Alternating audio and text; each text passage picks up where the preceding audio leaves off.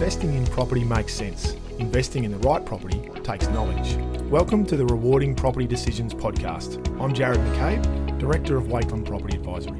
Join me for expert insights into the fundamentals, trends and opportunities to help you create long-term wealth through smart property decisions. Hi everyone, and welcome to episode 112 of the Rewarding Property Decisions podcast. Well, it feels a bit like Groundhog Day today. After last week's Underquoting podcast, the state government went on to make some further announcements just after I'd recorded. So I thought, well, best thing to do is to come back and have another to chat about it. So they're now proposing to require real estate agents and vendors to disclose what their reserve price will be about a week out from the actual auction or conclusion of expression of interest date. So I don't want to rehash everything that I spoke about last week because it's time consuming and you don't need to do that. You can go back and listen to last week's podcast. But I did want to go through the pros and cons around these legislation changes, and there are some really good parts, but there are some parts that I think need some further discussion and probably some changes. Whether or not that'll happen or not, we'll wait and see. So I've asked Jordan Telfer to join me. Thanks for coming, Gordo. No worries at all. Pleasure. So before we get into this, I thought we could point out that the proposal is still very, very much in its infancy, and it's just as a discussion point at this stage. It's a bit more than a thought bubble, and we spoke about this during the week. Do we address this now? Do we not? Do we wait until legislation actually is presented to Parliament and goes through? But I think that what we came to is that, look, there's enough detail out there and in terms of what the government direction is, where they plan on taking it, that I think it's worth, even though there will be changes and amendments and it will be polished and a few rough edges taken off, there will be a bit more nuance to it. Correct. But it's been put out there. It's certainly out there for wide discussion this week amongst the industry, certainly. We thought it well worthwhile to go further to address into it. Yeah. So we thought we'll give you some of our thoughts from both a pro and con perspective for buyers, but also from a vendor's point of view as well.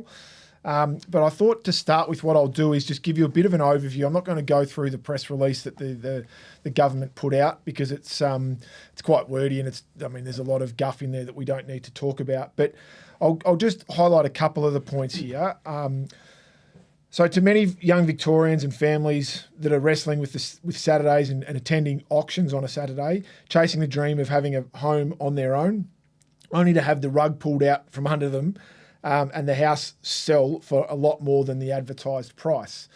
The Allen government's ongoing work to stamp out illegal practices of underquoting, they're introducing Australia First laws that will be introduced next year, requiring real estate agents to publish vendors' reserve prices ahead of an auction or a fixed date sale.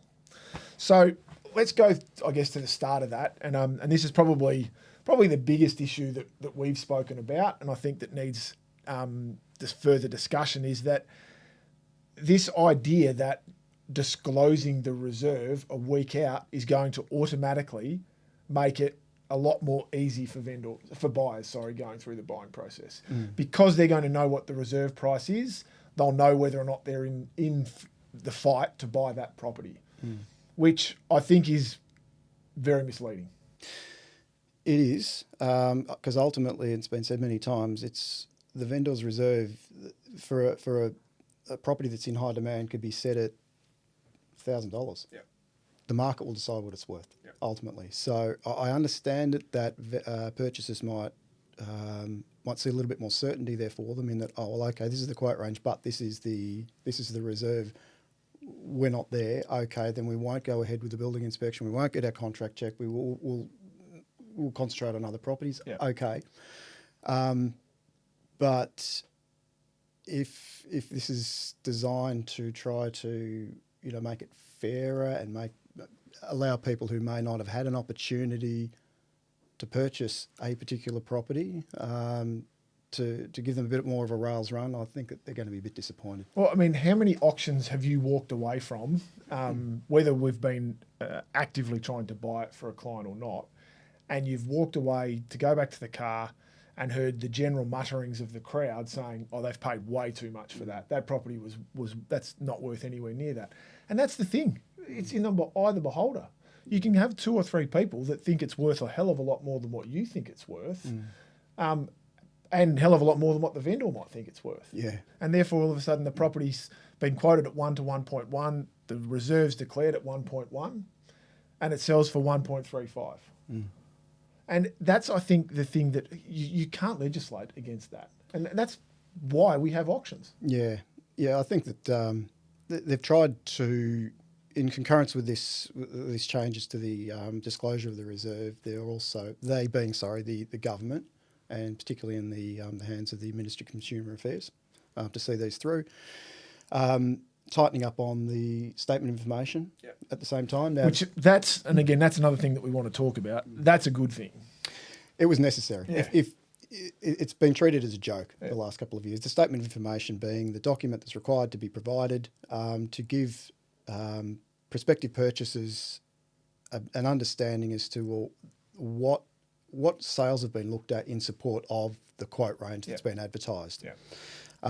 They're tightening up on that because it's basically well, at the moment, it's the statement of information is there to justify the quote, not to justify the value of the property. Reverse engineer, and some of the comparable sales comparable with laughable. Are laughable. They're just not, and others that are comparable that we know about, we've been through. They haven't even been used, so that's well and good. I mean, it does beg the question as to how far should agents be expected to go to do the homework in a way for the purchaser? Are they representing the vendor? It's the purchasers there to do their own homework. That's another discussion. But that if they're going to have it, it needed to be tightened up, and that I think is a good thing. Yeah. The main issue though, being the requirement that a vendor's reserve is disclosed at least 7 days before the date of, let's say, auction. Yep. Okay, let's take out of it the expression of interest campaigns. Just and for other, now, I mean, yeah. it's the same. It's a set date. It's a set date, so it's a week out from that. But the auction's probably where this is mostly targeted anyway. It is, and this is what I think that if we drill down on this is where it's the time frame which is the issue more than anything. I think the 7 days, and interestingly enough, and I'm presuming he hasn't been misquoted, but Nick Stakos, the Minister for Consumer Affairs, has been quoted as saying that a property sales campaign is typically 4 weeks, so it means that vendors have a few weeks to properly assess the level of interest in their property. 7 days is a good amount of time for prospective buyers to make a final decision.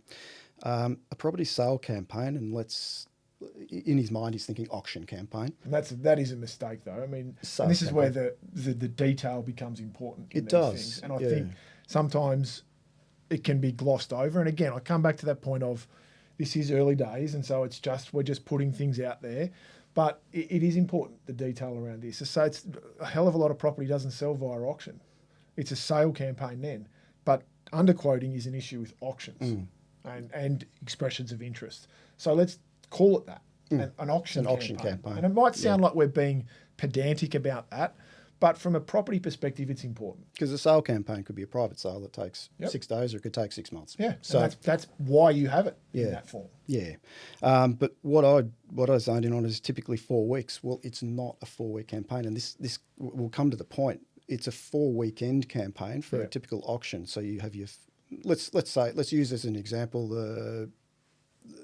the typical campaign over October. Saturday the 4th of October, will be the first open for inspection. Yep. Sure, it's uploaded the Thursday prior, 2 days beforehand, but the doors get open for the first time Saturday 4th of October, second weekend Saturday the 11th, 18th, auctioned on the 25th. Yep. Between the 4th and the 25th, there's 3 weekends, 4 weeks. That's the other way around. Sorry. 4 weekends, 4 weekends, 3 weeks. Yeah. That's important because if under this proposed legislation, the vendor must disclose their reserves at least 7 days before auction. Yeah. That means it's at no later than, in that instance of, say, using that October campaign timeline from, say, this year, it would require that to be disclosed on the 18th. Yeah. So on or before the third weekend of the campaign. Yeah. Realistically, and it's very specific in there that it's got to be at least 7 days beforehand is what they're saying. Now, at least 7 days beforehand means that if your auction is going to be at 10 o'clock in the morning, on the 25th, which a lot are, then you will not, as the vendor and agent, get to see what's going on the 18th of October, which is probably if you've ever sold property or been involved in the sale of a property, it will be instilled in you from the start that second last Saturday is vital as part of your campaign, because it's when a lot of buyers make their decisions. Yeah. They will come back to do their final inspection. They'll bring family and friends back. They'll make the final decision around, yes, am I committed or am I not? And a lot of that and they'll come in through the property at midday on that Saturday, and they'll walk out the door and the agent will say, what do you think? And they'll say, oh, we just need to talk to our family and friends over the weekend. We'll talk to you next week. And the agents do all their phone calls on a Monday, Tuesday, usually on a Monday, to try and wrap up, and then so that they're in a position come Tuesday, Wednesday to sit down with their vendor and advise them as to what they're going to do. That being that week leading into their auction. So to say that they'll know or they'll have a good idea is just not right. The amount of times that, and sometimes you won't even know come the Thursday or the Friday, and that people will make decisions. And I get that that's not always the case, and that if we want to do this, you've got to, if you're going to disclose it, there's no point in just disclosing it on the day, because that defeats the purpose, and we'll get to other reasons. But a week out is a hell of a lot earlier than what vendors would really need. It is. So that effectively allows the vendor, setting aside midweek open for inspections, where these days there's not a lot of activity on a Wednesday and Thursday. You don't get a line on how your campaign's going from the 2 or 3 people that come through during a midweek inspection. So effectively, you're looking at, for somebody looking to auction on the 25th of October, for instance, their first open for inspection on the 4th, the 11th, and then before that next Saturday, 18th, they've got to have advertised, decide on their reserve and advertise it. And it's just too early. No decisions can't be made properly. And we've discussed this too. I mean, a lot of a campaign to sell a property is that you've got a general idea. If you're in this city and you're selling a property that's got reasonable numbers of comparables, you've got an idea of what your property is going to be worth. But part of it is to use that campaign to formalise what your property's worth and to get a clear understanding. And 2 Saturday inspections, which is basically what the vendors will be asked to do. 2 Saturday inspections is not enough time to clarify exactly what the expectation from the buying public is going to be and what they're saying the property is going to be worth. It's just going to leave you short. And I think what gets forgotten too is that there seems to be a 2-dimensional idea as to what a marketing campaign is about. It's oftentimes taken from the perspective of it's about advertising your property. Here, I'm putting this to you, pool of purchasers. Yeah. And it's almost a static response from the vendor. It's not. It's a two-way street in that the vendor, as you say, Jarrod, might have in mind what they think their property is worth, but it's also an education process, the marketing campaign. Sometimes vendors can be quite genuinely thinking, based on the comparable sales that they're aware of, that their agents has advised them about, they might have in mind, look, my property's worth around 1.1 based on sales ABC. Yep. They could be absolutely inundated on the first open for inspection. The feedback on the Monday is very positive. People might be asking for contracts. Can I get the building inspection done? Is the vendor open to pre-auction offers? Blah blah blah. Okay, we may not jump at that, but you get your second weekend. If the same feedback, gee, we've got to lift the quote. Really. So we're not misleading people. But equally, we've seen plenty of campaigns where the vendor might think, my property is worth X based on ABC sales, and it's crickets at the first open for inspection. And then the second open for inspection confirms that we've got to reduce this quote, otherwise we're not going to sell. We've got to meet the market here. And then before you even get to do the third, you've got to set your reserve. It's just anyway. So I had one 2 weeks ago where I walked through on, I think it was a midweek, and they'd had the previous Saturday, and I went there thinking, oh, this looks pretty good value given this quote, and went through. And I said to the agent as I walked out, "How's it going?" And he said, He said every person that walked through on Saturday, we had 50 people through. Every person that walked through told me that I was before they'd walked through, as they walked in the front door. Oh, you're underquoting this. This is way too light. And I think he said they had 50 groups through, and over 40 walked out and said, no, it needs too much work. And so the quote was there to reflect the work, but it photographed really well. because it had been nicely done up, but the floors were very uneven, and then once you got there, you could see other bits and pieces. And so there was going to be a fair bit of work to be done. But the photos didn't show that. And so once people walked through, they got the full appeal. So the quote was actually right. Yeah. But it looked as though it was cheap because it was a good-sized house that presented quite well in a really good street. Yeah. Anyway. Yeah. So I think, looking at it from a buyer's perspective, though, there's some good positive parts to it, and obviously having some certainty. You made a really good point at our meeting during the week around the building inspection process and the option of what we think could help in that. Because one of the big things that buyers are critical of, and this was mentioned in the statement of information, is spending money on properties that they're not realistically a chance to buy. And I'm not sure if this was your idea. I think it was something that you said you'd seen around. But do you want to just go through that in terms of the idea of having a building inspection provided? Yeah, well, it's not an original idea from my part, not at all. People have thrown up a way to eliminate and reduce some of the frustration from buyers of spending $500-$600 for a building inspection on a property that they may not have the budget for, and it's a learning process. You've got to do your homework. Sometimes you just got to go to auctions, miss out, and understand. Well, I've got to recalibrate. Yep. I've got to increase my budget, or I've got to look at something a bit different. But it's been positive, and there's no discussion of it with these proposed changes that the vendor. As in, I think other jurisdictions around the country, actually, the vendor's required, when they advertise their property for sale through a campaign, is to have a building inspection actually undertaken to provide interested parties for basically no cost. Yep. Then the idea could be, well, whomever purchases, they can then purchase that. They have to buy for it. They have to pay for it. They have to pay for it. Yeah. So there's any number of ways of doing it, but I think just to eliminate that cost. I think that one was good though, because the concern then is, if the vendor's paying for the building inspection, whose interest is the building inspection being done in?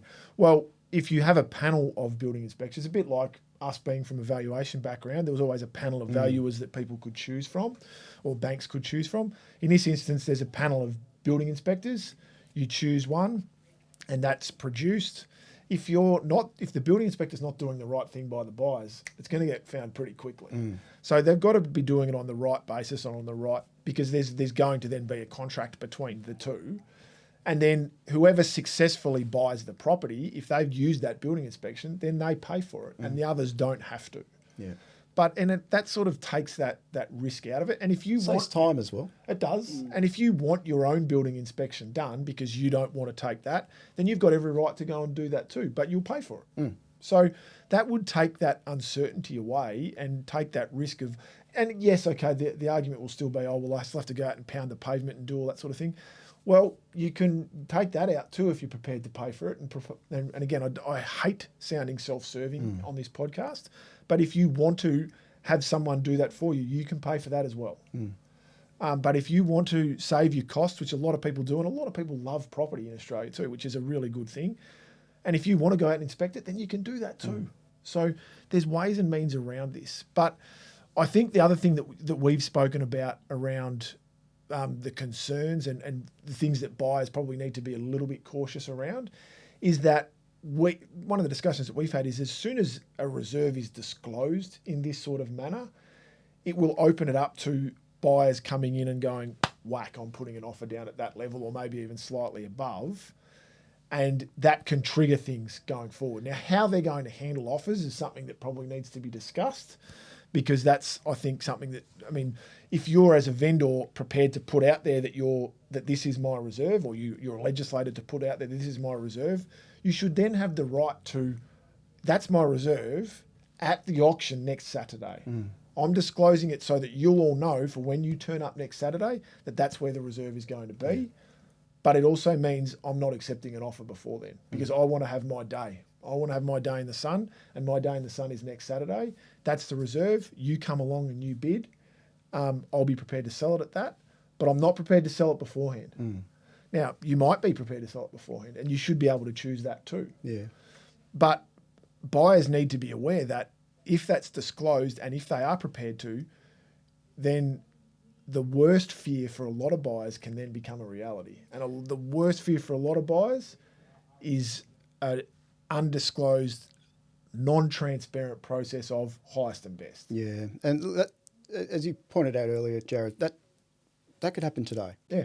And somebody puts an offer in, a pre-auction offer, that is solid enough for the vendor to say, yeah, I accept it. Yep. And properties are sold all the time prior to auction. I think, though, that this will just... Could encourage it more. It will definitely encourage it more because once that... There's more of a certainty around what the vendor's is prepared to accept once this is legislated. Yeah. And that, let's say it's that, $1 to $1.1 million quoted property, vendor reluctantly or otherwise says, okay, well, I've only seen a couple of open for inspections, but all right, my reserve's top of the quote range, 1-1. In their minds, people will understandably say, well, okay, that's what you accept. Bang, I'll give you 1.1. I'll give you a bit more than that, just to sweeten the deal, so to speak, put a bit of icing on it. And there's a bit more certainty. It'll probably encourage more pre-auction offers. Especially if people see value well and truly above the quote price. Particularly in a strong market. Price. Yeah, in a strong market. And that'll bring it to a head. They'll also be encouraged to do so, as they are. It's got the opportunity and the right, the legislated right at the moment, is for, like if that's put down on a Monday before the auction, you're still outside of the cooling off period. Oh, sorry. You can avail yourself of that 3-day cooling off because you are outside of 3 days prior to the auction. And so that's another little sweetener and another, not a sweetener, but another motivation, I suppose, for people to try to bring it forward, perhaps blindside other buyers who haven't had the opportunity, who haven't got their minds around it, haven't seen, they wanted to get mum and dad through. Or planning to do their inspection on that last Saturday. Yeah. But the reserve's been disclosed on the Saturday morning. They don't get to look at it until the Saturday afternoon to make their final decision, and bang, there's an offer. Yeah. So again, that's where purchasers could find themselves. Well, be careful what you wish for, because you may be locked out of an opportunity if if somebody jumps ahead of you, and if they do, and you're prepared, and you've had your building inspection done, you've got your contract, you're sure that this is the property for you. Yeah, I know I can buy it at that.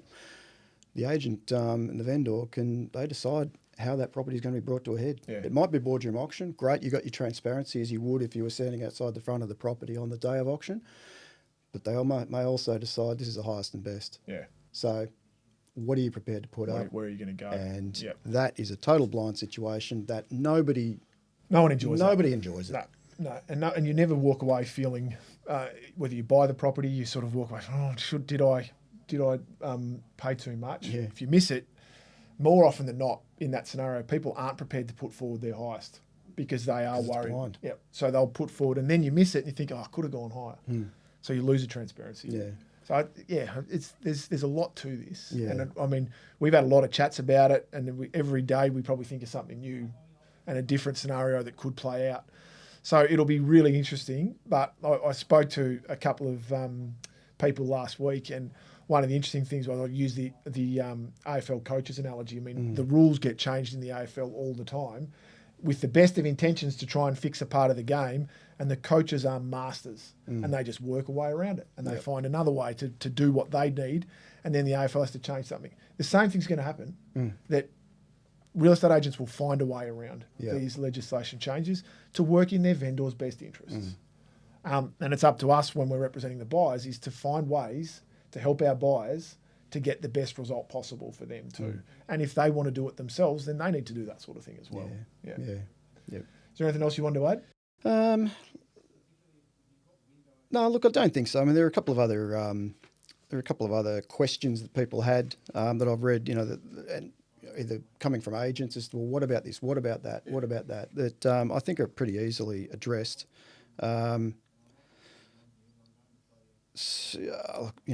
I've had a couple of people suggest during the week, well, what about situations where you've got an agent will have a difficult vendor, so to speak, if there's 3 or 4 parties to it, or if it's a divorce, and they can be acrimonious, trying to set the reserve. Yeah, but you're going to have a difficulty a week before or on the day of the auction. The number of times that during the auction, 2 parties can't agree. In a lot of a divorce or a deceased estate where there's multiple beneficiaries, there'll have to be a sworn valuation done. So they'll probably have the reserve in a lot of those set. Yeah, that's true. Before the campaign even starts. Yeah. So, I mean, there's queries around that. But sometimes I think real estate agents are asking questions to try and make an argument when, in actual fact, there's not really, that's not a really concerning argument with the legislation that's being proposed. I think sometimes it's just an argument for the sake of it.